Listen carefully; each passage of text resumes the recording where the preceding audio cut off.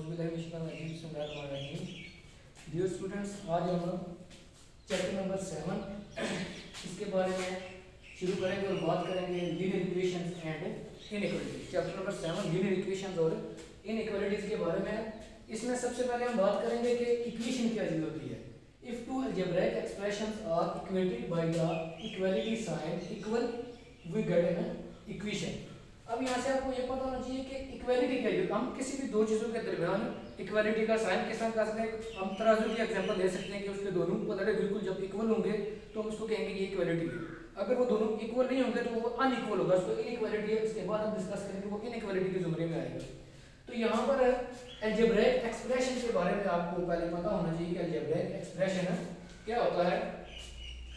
Algebraic इन expression एक ऐसा expression होता है जो वेरिएबल्स और कांस्टेंट पर मुश्तमिल होता है। हम यहाँ पर इसको चेक कर लेते हैं कि अलजेब्राइक क्या होता है कि इसमें वेरिएबल्स और कांस्टेंट पर ये मुश्तमिल हो सकता है। अब यहाँ पर देखें, ये यहाँ पर x एक वेरिएबल है, इसके साथ 2 कोफिशिएंट है और यहाँ पर ये जो 2 है वो हमारे पास कांस्टेंट आ रहा है। तो हमारे पास का मतलब है कि अलजेब्राइक एक्सप्रेशन में हमारे पास वेरिएबल्स शामिल होंगे, इसके साथ हमारे पास कांस्टेंट शामिल होंगे। इसके बाद ये जो अलजेब्राइक एक्सप्रेशन होता है ये किस चीज के साथ जुड़ा हुआ होता है, ये कंबाइंड होता है ऑपरेशन। हम जो इसमें लेते हैं एडिशन लेते हैं, मल्टीप्लिकेशन लेते हैं, डिवीजन लेते हैं और सब्ट्रैक्शन लेते हैं। ये जो जितनी भी टर्म्स इसमें होती हैं ये इसमें एडिशन, मल्टीप्लिकेशन, एडिशन, डिवीजन या फिर सब्ट्रैक्शन के साथ हमारे पास ये कंबाइन हो सकती है।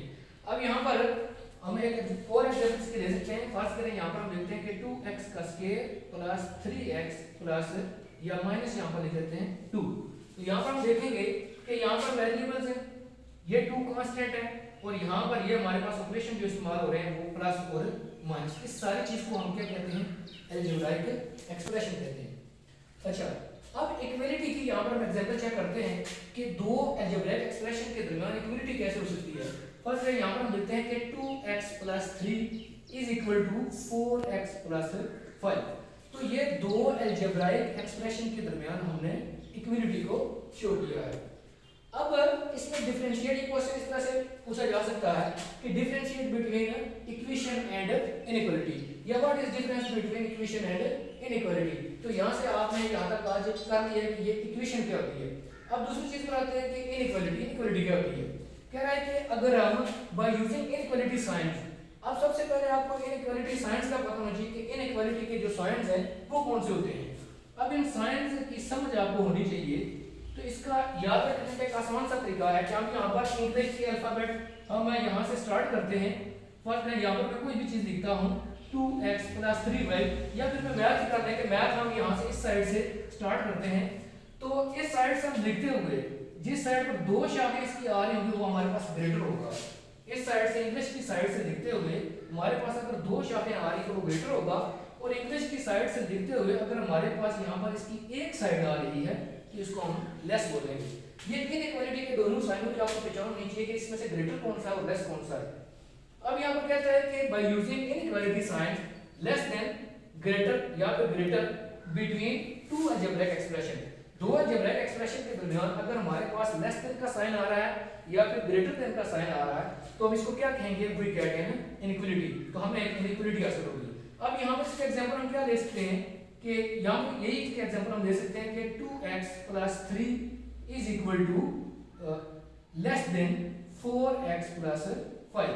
यहाँ पर इसके हम एग्जांपल दे सकते हैं कि हमारे पास 2x + 3 ये अलजेब्राइक एक्सप्रेशन है और दूसरा अलजेब्राइक एक्सप्रेशन हमारे पास है 4x + 5, और इसके दरमियान जो हमने साइन इस्तेमाल किया है इनइक्वालिटी का वो लेस देन इस्तेमाल किया है। यहाँ पर ग्रेटर भी हो सकता है, लेस देन भी हो सकता है इनइक्वालिटी के, और इसके अलावा लेस देन और इक्वल भी हो सकता है, ग्रेटर देन और इक्वल भी हो सकता है। वो आगे हम जब एक्सरसाइज करेंगे तो उसमें ये इस्तेमाल होंगे।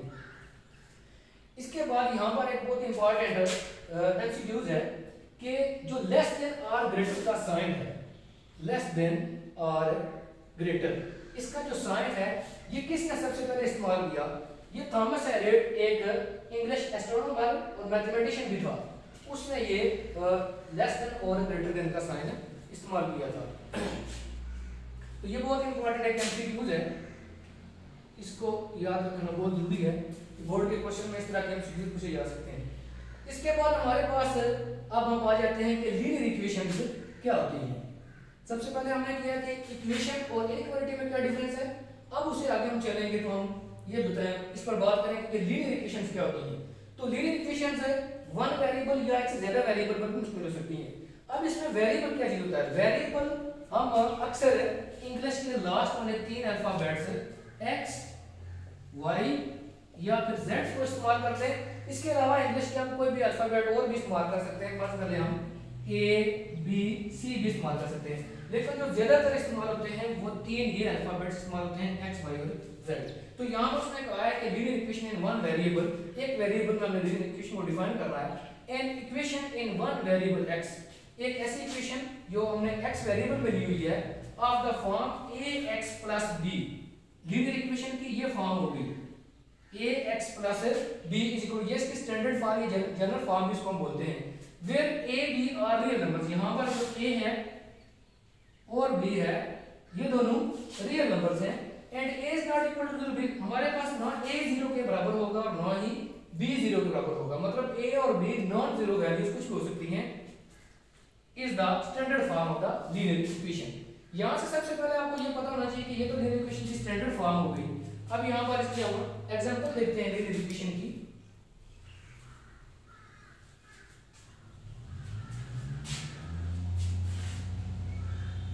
Nine X plus 4 is equal to 0, ये हमारे पास एक एग्जांपल है लीनियर इक्वेशन की। अब यहां से हमें कैसे पता चलेगा कि ये लीनियर इक्वेशन, लीनियर इक्वेशन की पहचान क्या होती है।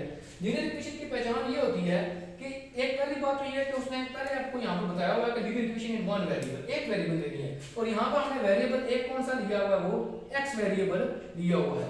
अब इसमें लीनियर क्या चीज है, लीनियर क्या है कि इसमें जो वेरिएबल है उसकी डिग्री, उसकी पावर 1 होगी, इससे ज्यादा इसकी नहीं हो सकती। लीनियर इक्वेशन की पहचान यही है कि उसमें जो वेरिएबल की पावर होती है वो 1 के इक्वल होती है।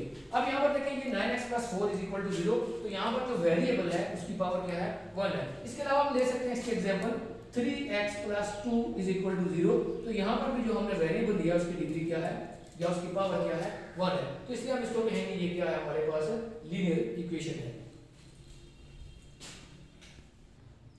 अब हम linear equation in one variable x, जिसकी हमने डेफिनेशन अभी की है, उसके अंदर हम एक एग्जांपल सॉल्व करते हैं, मजीद आप लोगों को ये बात क्लियर हो जाएगी। 7x - 28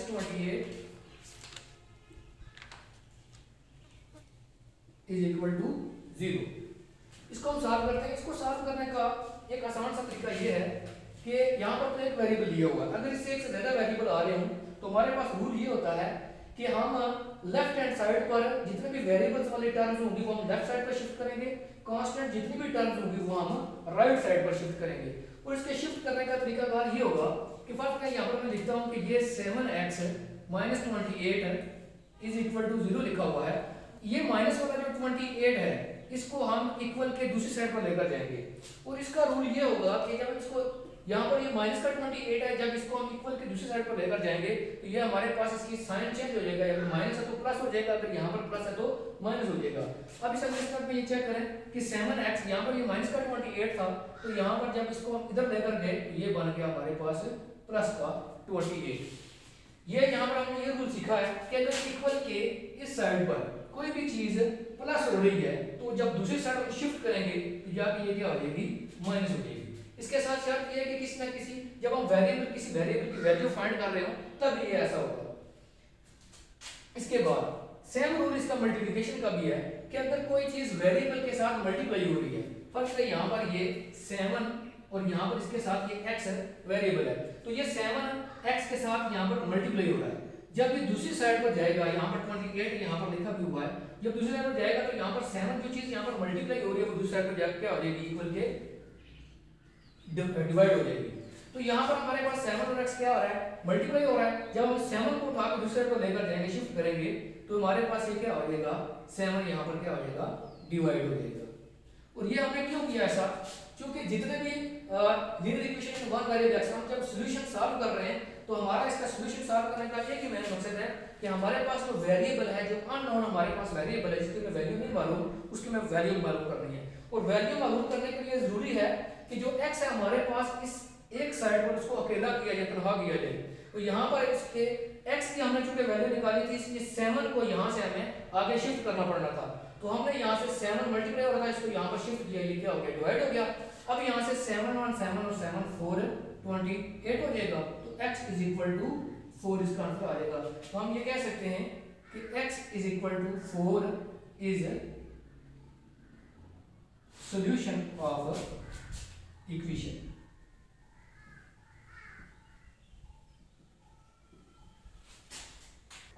इसी तरह के एक और एग्जांपल हम चेक करते हैं। यहाँ पर इसमें लिखा हुआ है 6x plus 62 is equal to 14। तो ये भी बिल्कुल सेम मेथड से हल होगी। यहाँ पर भी हमें वेरिएबल चूंकि हमें वैल्यू निकालनी है, तो वेरिएबल की वैल्यू निकालने के लिए हमें यहाँ से 62 को भी हटाना है, यहाँ से 6 को भी हटाना है। तो यहाँ पर सबसे पहले आप 6x, तो यहाँ पर जो 62 है, ये जब इक्वल के दूसरे साइड पर हम शिफ्ट करेंगे तो वहां पर जाके ये क्या हो जाएगा, माइनस का 62 हो जाएगा। तो ये 14 और ये माइनस का 62। अच्छा, अब 6x इज इक्वल टू, यहाँ पर इसको सब्ट्रैक्ट कर रहे हैं आप,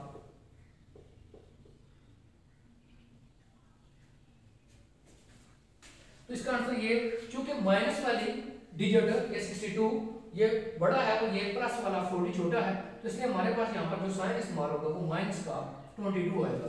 तो यहाँ पर हमारे पास ये आ सकता है माइनस 22। अब यहाँ से सेम मेथड पर कि 6 और x आपस में मल्टीप्लाई हो रहे हैं, हमें चूंकि वैल्यू निकालनी है x की, लिहाजा हमें 6 को इक्वल के दूसरी साइड पर शिफ्ट करना पड़ेगा। तो यहाँ पर आ जाएगा x is equal to minus 22 over 6। इसको हम इससे आगे शॉर्ट कर सकते हैं कि 3 to 6 और ये 11 to 22, यहाँ पर आ जाएगा x is equal to minus 11 over 3। तो हम ये कह सकते हैं कि x is equal to minus 11 over 3 is the solution set of the following equation. अच्छा, इसके बाद हम एक्सरसाइज स्टार्ट करते हैं 7.1। इसका क्वेश्चन नंबर 1 है, स्टेटमेंट दी हुआ है कि solve the following linear equations. ये में लीनियर इक्वेशंस दी हुई हैं, इसको हमने सॉल्व करना है। तो इसका फर्स्ट पार्ट जो है 5x is equal to 100 minus 5x, 100 minus 5x। मैंने इससे पहले भी बात की थी कि हमारे पास जो इसका बेसिक रूल था, अगर एक से ज्यादा कांस्टेंट इस्तेमाल हो रहे हैं या एक से ज्यादा हमारे पास वेरिएबल्स इस्तेमाल हो रहे हैं, तो हमारे पास रूल ये होता है कि जो वेरिएबल वाली जो भी जितनी भी टर्म्स हैं दोनों साइडों पर, वो हमें क्या करनी है, एक साइड पर हमें शिफ्ट करनी है, वो हमें लेफ्ट हैंड साइड पर लेकर आनी है। तो यहाँ पर हमारे पास ये 5x है लेफ्ट हैंड साइड पर, तो ये इस साइड पर एक वेरिएबल की टर्म हमारे पास माइनस 5x मौजूद है, तो इसको भी हम उठा के यहाँ पर शिफ्ट करेंगे, इस साइड पर लेफ्ट हैंड साइड पर लेकर आएंगे। तो ये माइनस का जो 5x है ये क्या हो जाएगा, प्लस का 5x। ये इक्वल अपनी जगह पर रहेगा और 100 अपनी जगह पर रहेगा। इस स्टेप को एक बार फिर से चेक कर लें। यहाँ हमने ये किया कि हमारे मेन मकसद हमारा ये होता है कि हम वेरिएबल की वैल्यू निकाल रहे हैं। तो वेरिएबल की वैल्यू निकालने के लिए हमारे पास जरूरी ये है कि वेरिएबल्स वाली जितनी भी टर्म्स हैं वो हमारे पास एक साइड पर होनी चाहिए, और कांस्टेंट जितने भी हैं वो सारे हमारे पास एक साइड पर होने चाहिए। तो यहाँ पर हमारे पास हमारा बेसिक रूल ये हम इस्तेमाल करते हैं कि जितने भी वेरिएबल्स होते हैं उनको उठाकर लेफ्ट हैंड साइड पर लेकर आते हैं, और कांस्टेंट हमारे पास जितने भी मौजूद होते हैं वो हमारे पास राइट हैंड साइड पर रहते हैं, राइट हैंड साइड पर हम उठाकर इसको लेकर जाते हैं। तो यहाँ पर हमारे पास वेरिएबल माइनस 5x था, इसको उठाकर हम लेफ्ट हैंड साइड पर लेकर आए।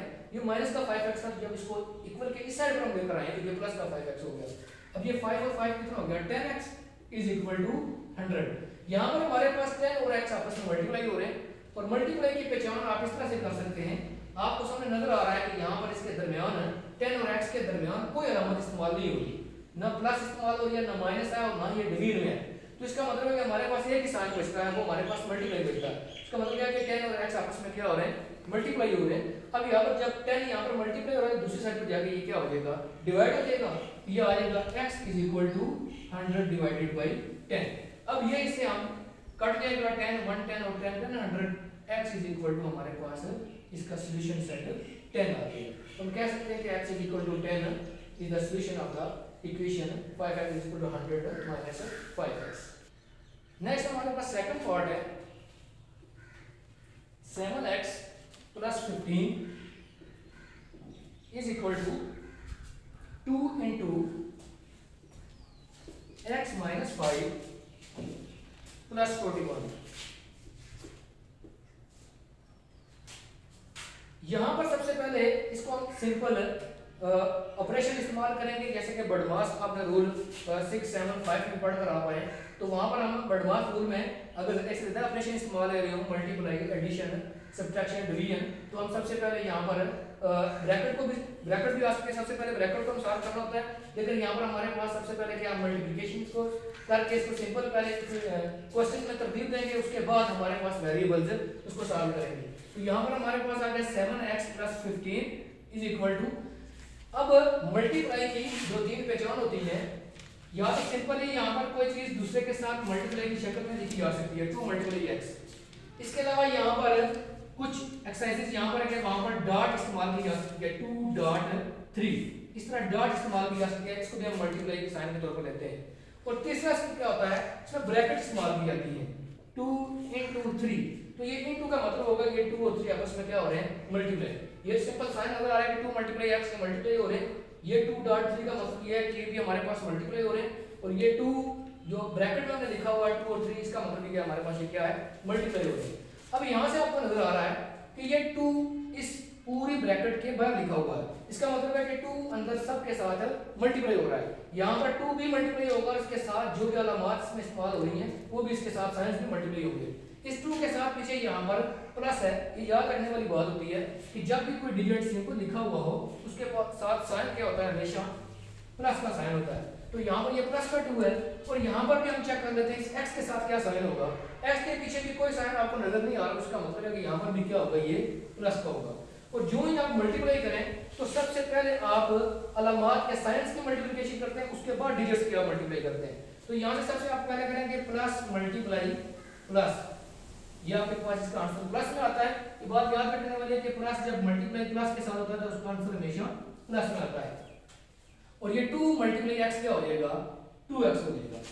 ये हमारे पास 2 और x की हो गई है। अब 2 की -5 के साथ हम मल्टीप्लिकेशन करवाएंगे, लेकिन उससे पहले हम साइंस की मल्टीप्लिकेशन करेंगे।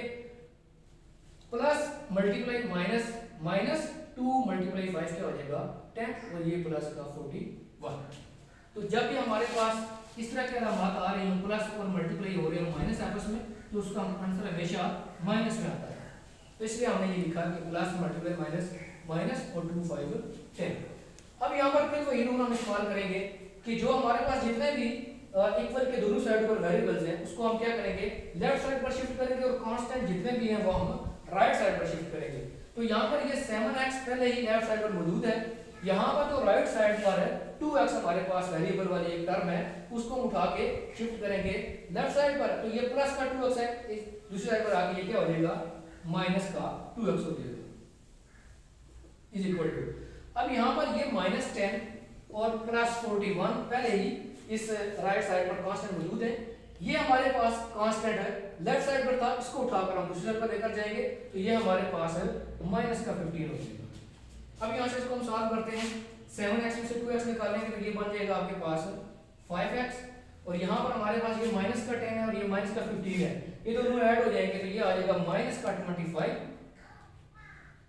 और प्लस का 41। अब 41 में से जब आप 25 निकालेंगे तो ये आपके पास है प्लस का 16 बचेगा। उसकी वजह ये है कि ये जो आपके पास प्लस वाला 41 है और ये माइनस का 25 है, तो ये बड़े डिजिट के साथ आपकी अलामत जो है प्लस की है, इसे जब इसको माइनस करेंगे आप तो ये प्लस का 16 बचेगा, और ये आपके पास 5x है। यहाँ पर आपने पहले से ही पढ़ लिया हुआ है रूल कि दो अलामतें बल्कि जब एक डिजिट एक वेरिएबल के साथ मल्टीप्लाई हो रहा हो तो हमें चूंकि वैल्यू वेरिएबल की निकालनी है, तो इसलिए हम यहाँ से जो भी कोफिशिएंट है उसको हम इक्वल के दूसरे साइड पर लेकर जाएंगे, और दूसरी साइड पर जाके ये डिवाइड हो जाता है, ये x इज इक्वल टू क्या आ जाएगा 16/5। स्टूडेंट्स आज का लेक्चर हमारा यहाँ तक कंप्लीट होता है। इसके बाद नेक्स्ट लेक्चर में हम एग्जांपल नंबर 3 और यहाँ से क्वेश्चन नंबर 1 के पॉइंट नंबर 3 से स्टार्ट करेंगे।